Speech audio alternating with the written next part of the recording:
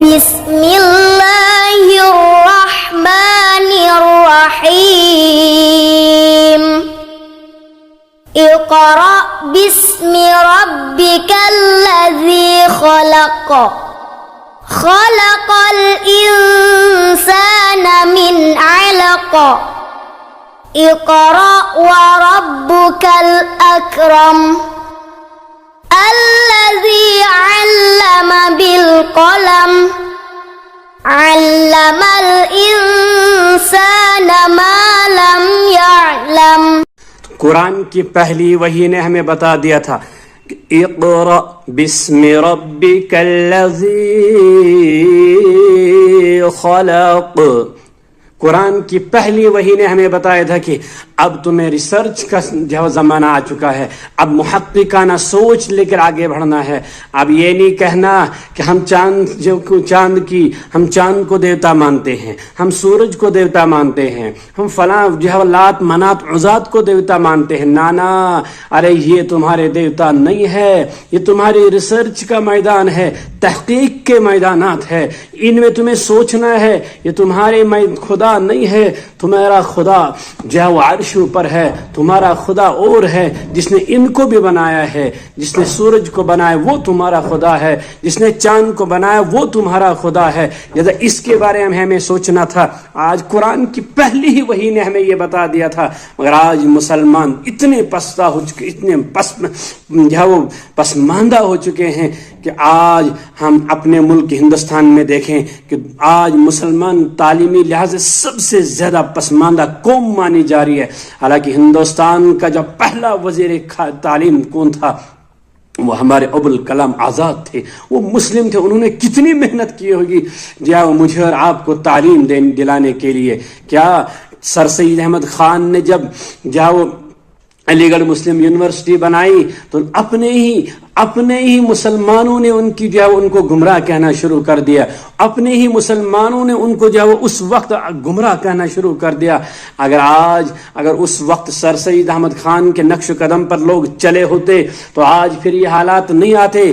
آج پھر شور شرابہ واویلا ہو رہا ہے. ہائے ہمیں آج حجاب کے ساتھ ہماری بچوں کو سکول نہیں جانے دے. کیوں؟ ارے اپنے سکول تمہارے پاس کیوں نہیں ہے؟ آج مسلمان اتنا پسماندہ کیوں ہو چکا ہے؟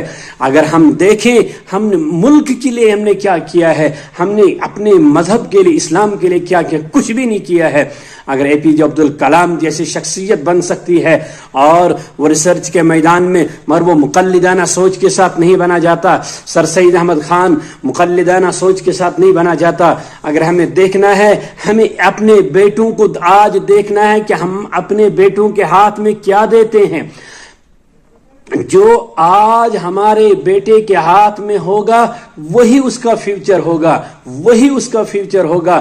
بچپن میں ایک شخص نے، ایک بچے نے بچپن میں 12 سال کے بچے نے بیٹ ہاتھ میں اٹھا لیا اور آج اس کو لوگ ماسٹر بلاسٹر کے نام سے جانتے. سچن تندولکر ماسٹر بلاسٹر کے نام سے جانتے. کیوں؟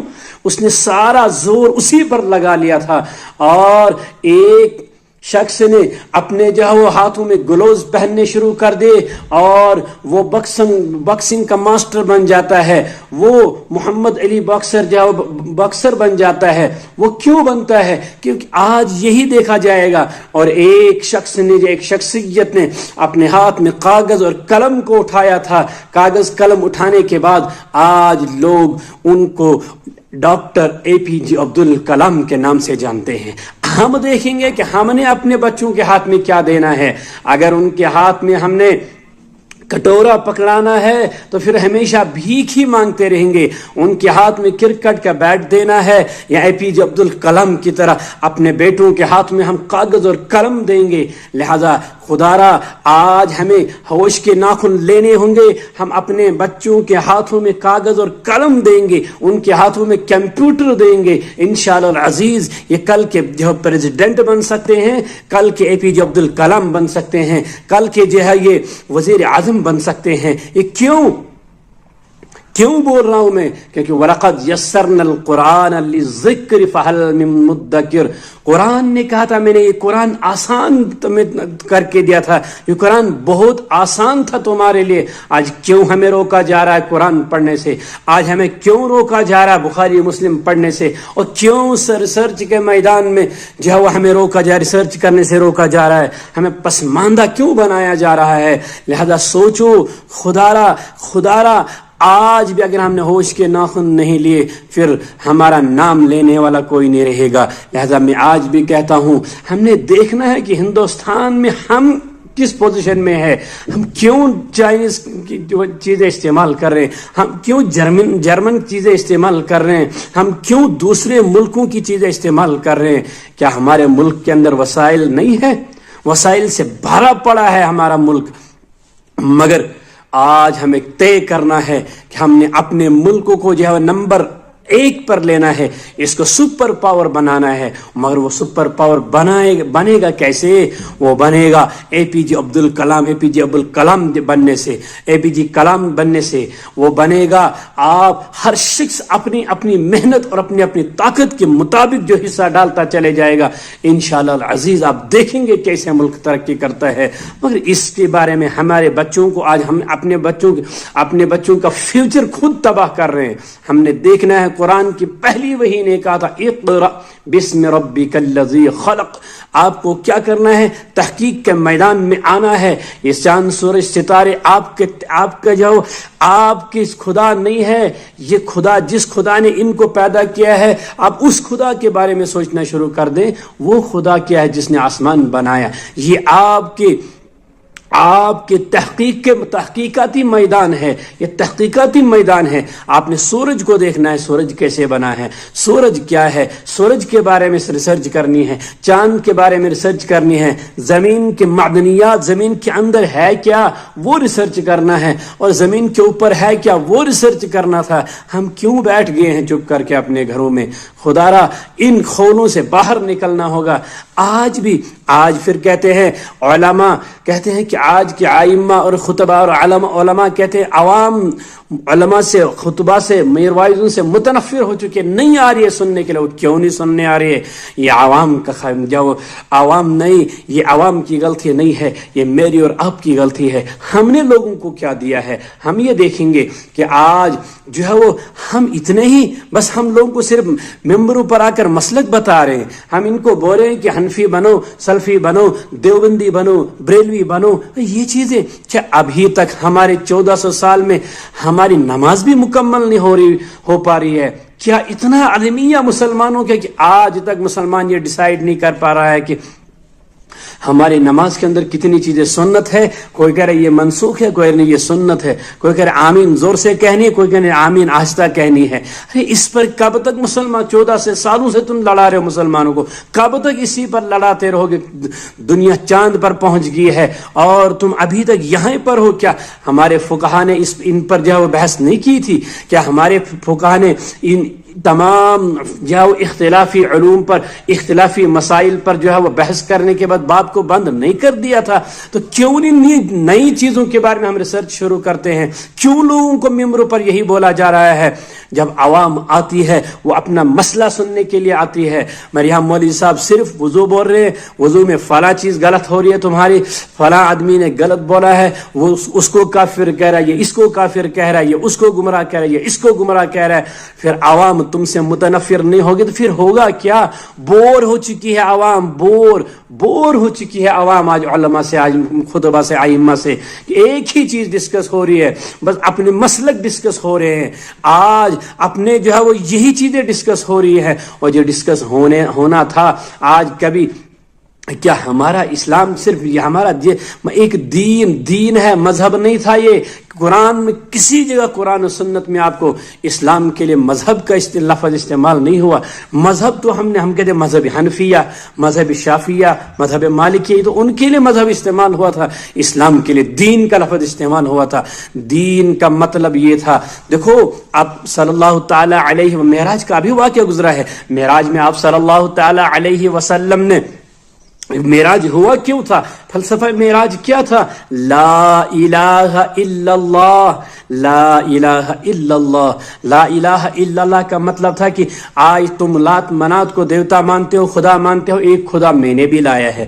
کہا ٹھیک ہے جی, ہم ان کی پوجا کریں گے, آپ اس کی پوجا کرو. آپ عبادت کہہ دو, ہم پوجا کہہ دیتے ہیں, کوئی مسئلہ نہیں ہے. اس میں حج بھی تھا, آپ اپنی طریقے سے حج کرو, ہم اپنی طریقے سے حج کریں گے. نا آپ صلی اللہ علیہ وسلم نے کہا میں ایک سسٹم لے کر آیا ہوں, میں ایک نظام لے کر آیا ہوں, اس نظام کے تحت چلنا ہوگا. یہ نظام, اس نظام کی مخالفت ہوئی تھی. ارے پوجا پاٹ کی مخالفت نہیں ہوئی تھی, پوجا پاٹ کی مخالفت نہیں ہوئی تھی, وہ تو وہ پہلے ہی کر رہے تھے. حج بھی ہو رہا تھا, مدینہ میں روزے بھی ہو رہے تھے, روزے بھی رکھے جا رہے تھے, خیرات بھی ہو رہا تھا, تمام چیزیں ہو رہی تھی. پھر مخالفت کس چیز کی ہوئی؟ آپ صلی اللہ علیہ وسلم نے جب اعلان کیا تھا لا الہ الا اللہ کا مطلب یہ نہیں ہے کہ مسجدوں کے اندر بند ہو کر صرف اپنے لوگوں کو, یوسف علیہ السلام کو جب آفر ہوئی, دیکھنا چاہیے, ہمیں پڑھنا چاہیے. ریسرچ ہم کرتے نہیں ہے, کیا ہو گیا, ہم نے کیوں اپنے بچوں کو جو مقلدانہ سوچ کے ساتھ ان کو زندہ رکھ رہے ہیں؟ نانا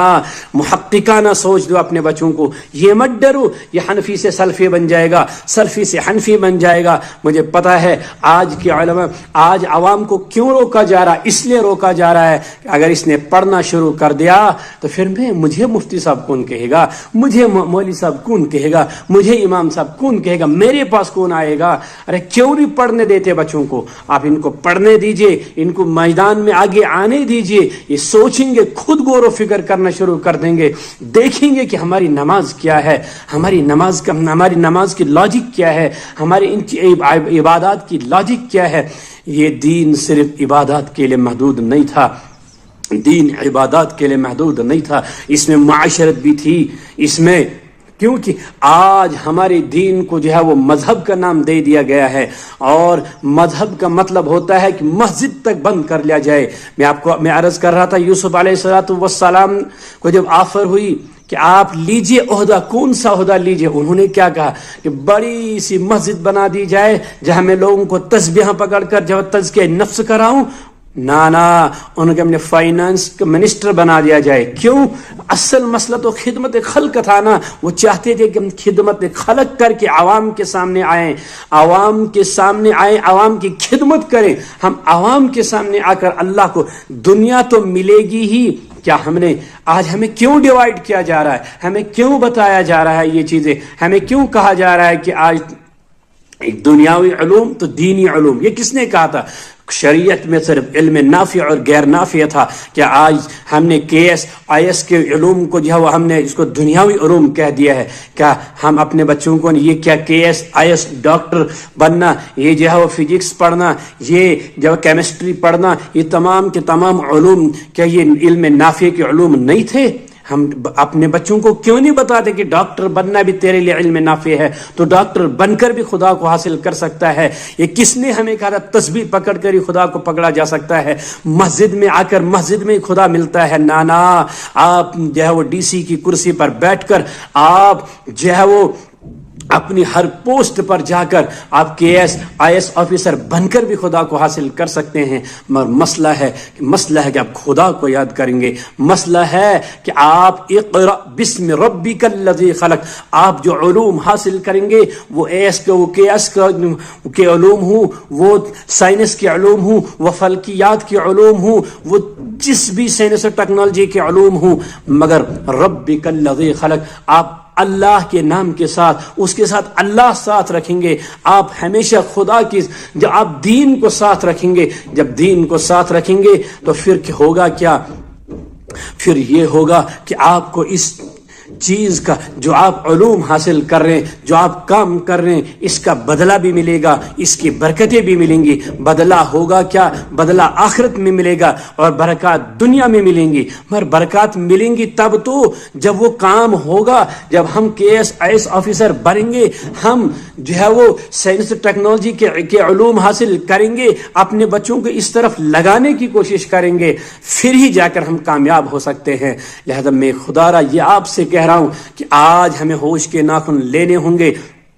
کہ میں عرض کرتا یوسف علیہ السلام نے کہا جب فائنانس منسٹر بنا دیا جائے. کیوں؟ کہ میں نے خدمت خلق کرنی ہے, میں خدمت خلق کرنا چاہ رہا ہوں.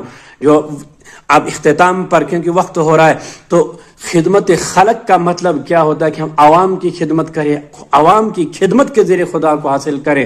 اور وعلم آدم الاسماء کلھا، وہ کون سے علوم تھے جو آدم علیہ السلام کو اس وقت دیے گئے تھے؟ وہ یہی سائنس اور ٹیکنالوجی کے علوم تھے. وہ کمپیوٹر بنانے کا علم تھا، وہ موبائل بنانے کا علم تھا، وہ جو ہے وہ سیٹلائٹ بنانے کا علم تھا، وہ F-16 بنانے کا علم تھا. وہ بڑے جو ڈاکٹر APJ کلام نے جو علوم حاصل کیے وہ علوم تھے. اگر آدم علیہ السلام کو قیامت تک کے آنے والے جتنے علوم تھے وہ حاصل نہ ہوتے تو پھر ابن آدم نے کیسے حاصل کیے؟ مسئلہ ہے کہ ان کو حاصل کرنا ہے. وہ گھر بیٹھے، مسجد میں بیٹھے، صرف جو ہے وہ سجدوں سے اور تسبیح رگڑنے سے نہیں ہوگا. اس کے لیے خود کو انسان کو اس فیلڈ میں نکالنا پڑے گا، اس فیلڈ میں جانا پڑے گا انسان کو، پھر جا کر یہ علوم ہم کو حاصل